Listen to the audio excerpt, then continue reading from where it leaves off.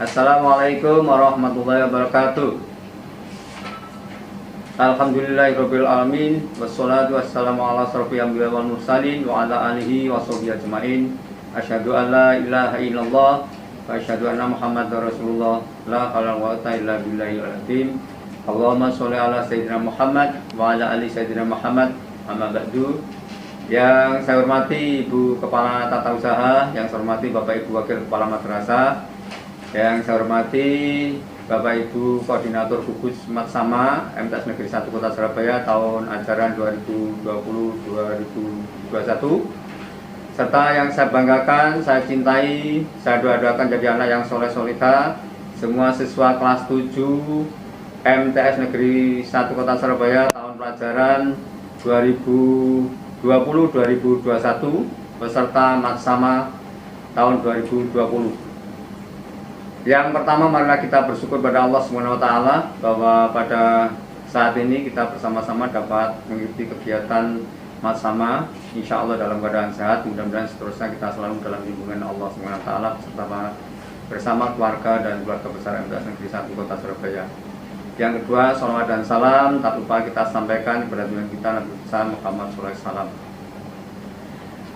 Peserta Matsama yang saya banggakan, pada kesempatan ini saya selaku Kepala Madrasah, saya perkenalkan, nama saya Dr. Andes Witono MPD, nomor induk pegawai atau NIP 1962021998031001. Pada kesempatan yang berbahagia ini, saya akan menyampaikan materi kemadrasahan yang berkaitan dengan dalam rangka memenuhi tugas jadwal di Matsama saat ini.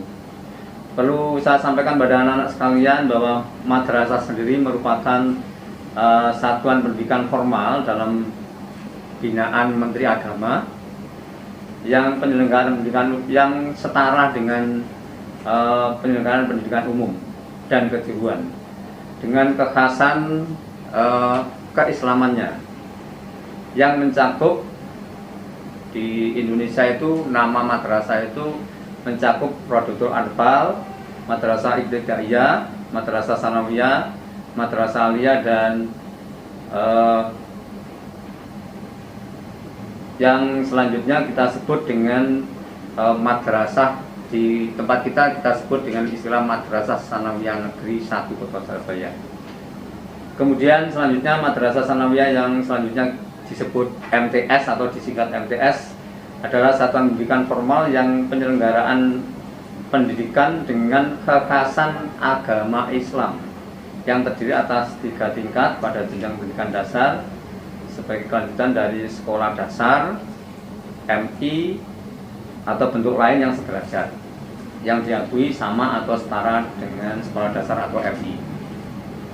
Kemudian Madrasah Sanawiyah Negeri 1 sendiri merupakan lembaga pendidikan berciri Islam di bawah naungan Kementerian Agama Kota Surabaya yang didirikan berdasarkan surat keputusan Menteri Agama nomor 27 tanggal 31 Mei 1980. Ketetapan ini sebagai tindak lanjut dari adanya relokasi dari MTS Merican di Kediri menjadi Madrasah Sanawiyah Negeri 1 Kota Surabaya. Jadi sesungguhnya awalnya madrasah ini seharusnya berdiri di Merican Kediri, tapi karena sesuatu hal kebijakan maka dipindahkan ke Surabaya dan sekarang kita sebut dengan Madrasah Sanawiyah Negeri atau MTS Negeri 1 Kota Surabaya, tempat kalian belajar, tempat baru bagi kalian untuk belajar. Kemudian selanjutnya secara lengkap identitas madrasah kita itu adalah sebutannya MTSN atau MTS Negeri 1 Kota Surabaya. Alamatnya di Jalan Medokan Semampir Indah nomor 91 Surabaya. Kalau kalian nanti sudah masuk di madrasah, karena saat ini kan kita masih pembelajaran daring termasuk Matsama ini, maka kalian akan bisa melihat wilayah lingkungan madrasah ini sebenarnya ya tidak terlalu luas tapi juga tidak terlalu sempit, karena luas tanahnya insya Allah seluas 5.019 meter persegi, sedangkan luas bangunannya 3.650 meter persegi. Ya, anak-anak sekalian, perlu kalian ketahui bahwa MTS kita itu memiliki visi dan misi. Ya, visi madrasah kita, yaitu MTS Negeri 1 Kota Surabaya ini ingin menjadikan madrasah berkualitas unggul dalam IMTAK, IPTEK berstandar nasional. Oleh karena itu tidak salah kiranya anak-anak memilih madrasah ini untuk tempat belajar sebagai kelanjutan setelah kalian lulus dari SD dan MI.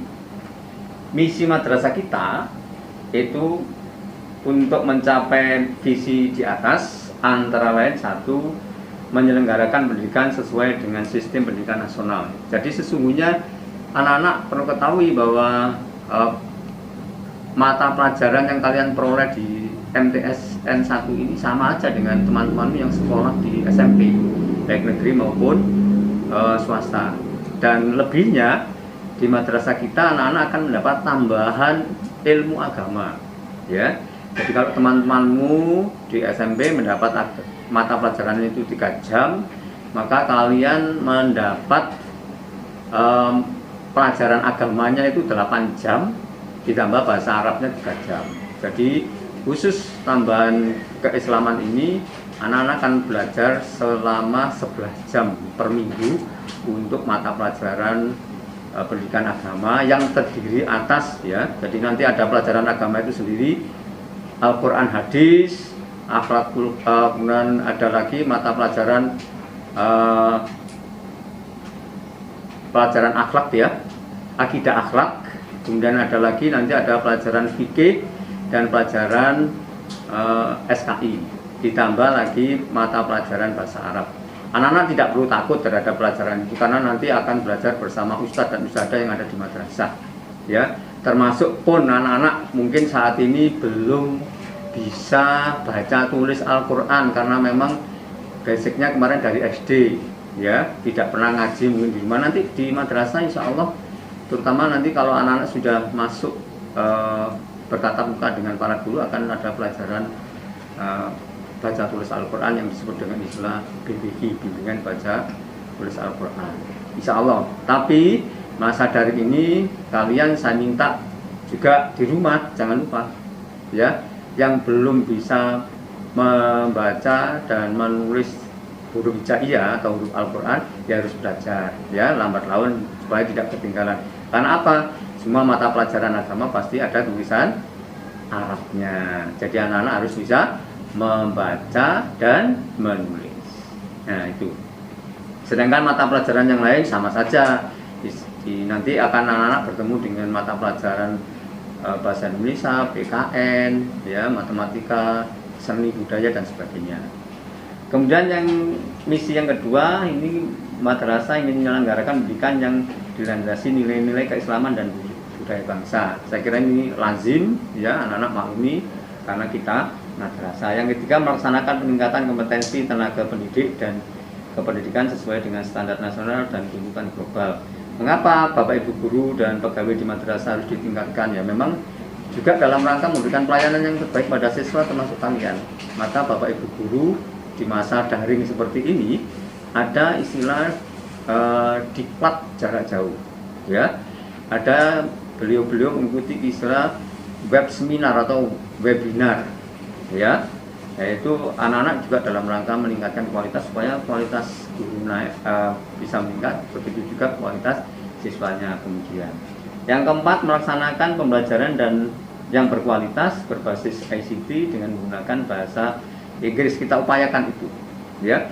Setidak-tidaknya dengan sistem daring mulai dari masa sama ini anak-anak sudah tahu bahwa di madrasah kita sudah melaksanakan kegiatan IT dalam pembelajaran. Nah, oleh karena itu juga diharapkan anak-anak juga jangan ketinggalan zaman, ya.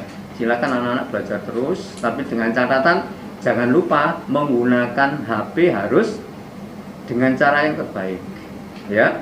Harus tanggung jawab dan disiplin. Jangan menggunakan HP untuk hal-hal yang tidak dalam rangka belajar. Misalnya anak-anak hanya melulu main game, ya, atau yang lain, mutar film yang tidak bagus dan sebagainya. Itulah harapan kita. Tidak, karena apa? Anak-anak adalah anak-anak terpelajar, anak-anak yang punya akhlakul karimah, akhlak yang baik, ya, sehingga bisa membedakan, oh ini baik dan ini buruk. Ini harapan kita semua begitu. Yang misi keenam itu meningkatkan budaya hidup sehat dan untuk mewujudkan generasi yang kompetitif, yang bisa berkompetisi. Jadi itu jelas di madrasah sekarang sudah diterapkan protokol kesehatan khususnya di masa pandemi COVID-19 ini, ya. Jadi sudah seperti kalian lihat saya tampil berbicara juga pakai masker ini dalam rangka memenuhi protokol kesehatan, khususnya mencegah penularan corona, ya. Karena itu anak-anak di rumah saya juga minta, terutama kalau keluar rumah, anak-anak harus memenuhi ketentuan-ketentuan itu. Satu, misalnya protokol kesehatan yang kita kenal populer itu harus memakai masker ketika keluar rumah, suka mencuci tangan dengan sabun, ya, dengan air yang mengalir.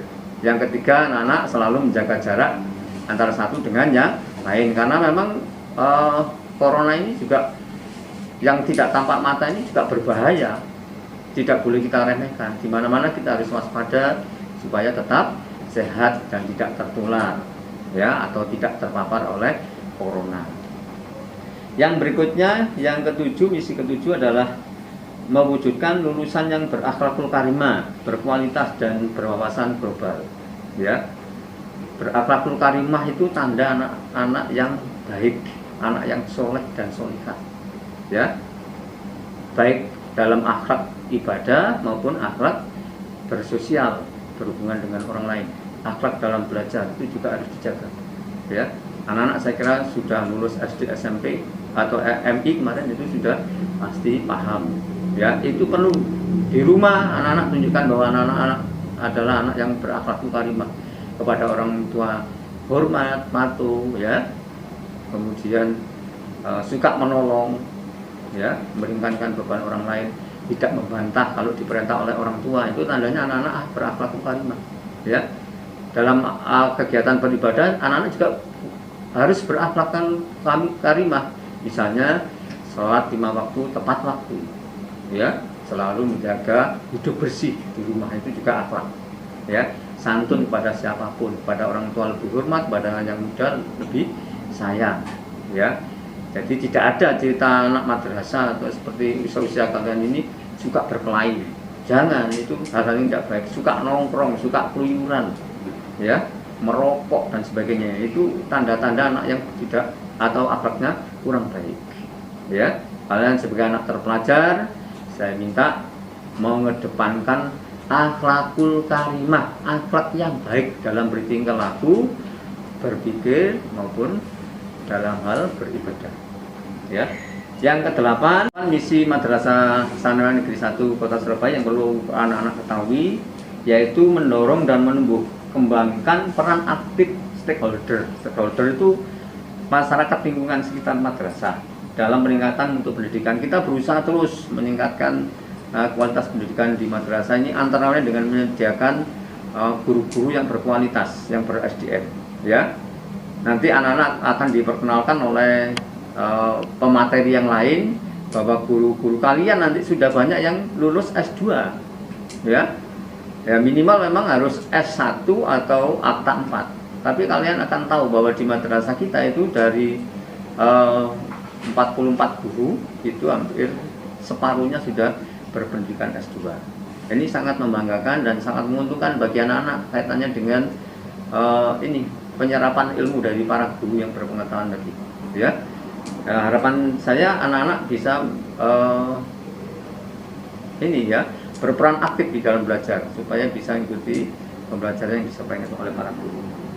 Kemudian kita punya misi memiliki lingkungan madrasah yang nyaman dan kondusif. Alhamdulillah anak-anak di masa COVID ini selama ini memang siswa belajar di rumah, tapi di madrasah juga dibenahi, ya, lingkungan diperbaiki, dibersihkan, kemudian disediakan tempat cuci tangan, ya. Jika anak-anak mungkin yang pernah berkunjung ke madrasah, ya, beberapa waktu selama kalian daftar dan sebagainya di madrasah sudah tahu sendiri lingkungannya, ya. Itu akan kita benahi terus. Di setiap kelas juga sudah disediakan LCD, ya, anak-anak, karena memang kita ingin madrasah kita berbasis IT, ya, harapan kita gitu, ya. Kemudian pembelajaran juga memanfaatkan IT. Ada labcom di madrasah kita, ya, dan fasilitas lain termasuk lingkungan kita juga memiliki masjid, bukan musola tapi masjid, sehingga pada hari-hari efektif belajar anak-anak bisa berkunjung ke madrasah. Anak-anak diwajibkan setiap hari khususnya harus sholat zuhur berjamaah.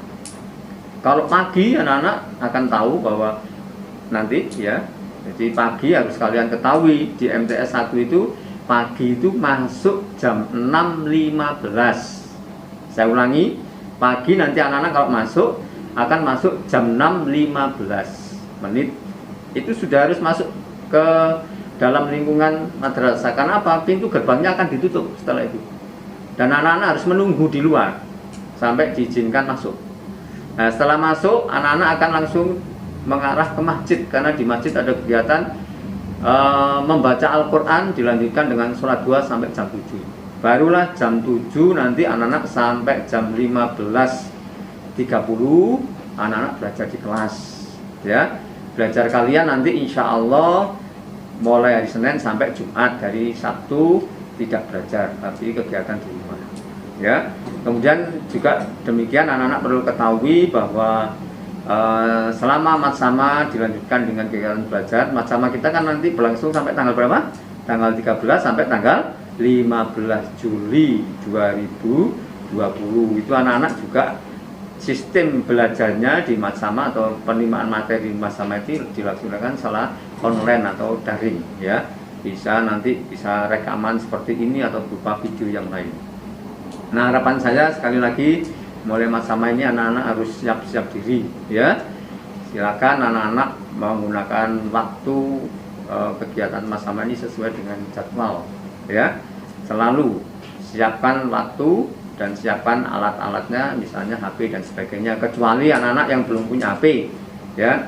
Mungkin nanti bisa melihat di waktu yang lain, karena materi-materi matsama ini, materi daring ini akan juga diunggah di video, ya, atau di Facebook milik madrasah. Mungkin dari Bapak Ibu panitia matsama sudah memperkenalkan alamat-alamat medsos kita, ya, media sosial kita, ada Facebook, ada IG, ya.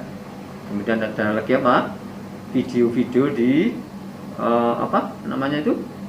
Twitter, ya, dan sebagainya. Nah, minimal lewat WA. Nah, ini komunikasi kita selama daring. Dan anak-anak sekali lagi, saya harapkan setelah matsama ini anak-anak langsung nanti mengikuti belajar mengajar seperti biasa, tapi tetap daring, ya. Karena kita tahu wilayah Surabaya itu zona merah dan dilarang sekolah atau madrasah itu melakukan kegiatan pembelajaran secara tatap muka. Kita akan menunggu sampai saatnya nanti ada pemberitaan dari pemerintah bahwa sekolah atau madrasah boleh buka, artinya boleh menghadirkan siswa ke madrasah, ya. Saya kira itu yang bisa saya sampaikan. Sebelum saya akhiri, saya ingin memperkenalkan nanti mungkin anak-anak biar tidak bertanya-tanya, ya, siapa nama KTU-nya, siapa nama kepala madrasahnya, siapa wakil kepala madrasahnya, sebagainya. Jadi kepala madrasahnya saya sendiri, nama saya DRS Witono MPD, ya. Kemudian nanti kalian akan kenal nama kepala tata usaha, yaitu Ibu Dr. Anda Sri Wulan Purnama Sofi, ya, MPD. Kemudian wakil kepala madrasah bidang akademik atau kurikulumnya bernama Ibu Dr. Anda Asmiati MPD, ya. Wakil kepala madrasah bidang kesiswaan adalah Ibu Eni Erwati SPD MPD. Kemudian Ibu wakil kepala madrasah atau sering disebut wakamat anak-anak, ya, bidang sarana prasarana bernama Ibu Dr. Anda Haja Nikma MPDI. Dan yang terakhir ada Wakil Kepala Madrasah bidang humas, itu namanya Bapak Ahmad Akhiruddin Jauhari, ya. Bapak Ahmad Khairuddin Jauhari, atau sering disebut dipanggil dengan sapaan akrab Pak Irul. Nah, nanti akan tahu, anak-anak mungkin sudah kenal ya saat-saat sebelum acara ini pembukaan tadi juga mungkin anak-anak sudah tahu ya siapa Pak Irul itu. Nanti anak-anak akan lambat laun akan tahu ya. Jadi saya terima kasih anak-anak sudah bisa mengikuti acara ini dengan seksama. Mudah-mudahan mulai awal hingga akhir anak-anak bisa mengikuti masa ini dengan lancar. Jumlah kalian insya Allah sementara ini ya, ini kalau tidak kurang dan tidak tambah, itu insya Allah 226 siswa ya, siswa baru kelas 7 tahun 2000 tahun ajaran 2020-2021. Nah, itu anak-anak sementara materi kemadrasahan yang bisa saya sampaikan.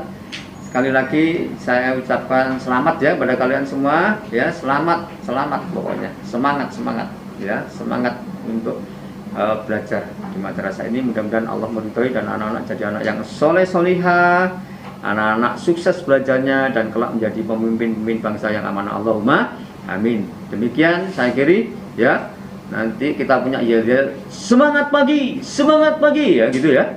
Semangat pagi, kamu akan jawab pagi gitu ya. Nanti coba kita gemakan ya, ini semangatnya. Semangat pagi ya. Insya Allah nanti kalau kita tatap muka pada waktu upacara dan sebagainya ini akan kita sampaikan. Terima kasih atas perhatian kalian. Mohon maaf apabila ada kekurangan. Assalamualaikum warahmatullahi wabarakatuh.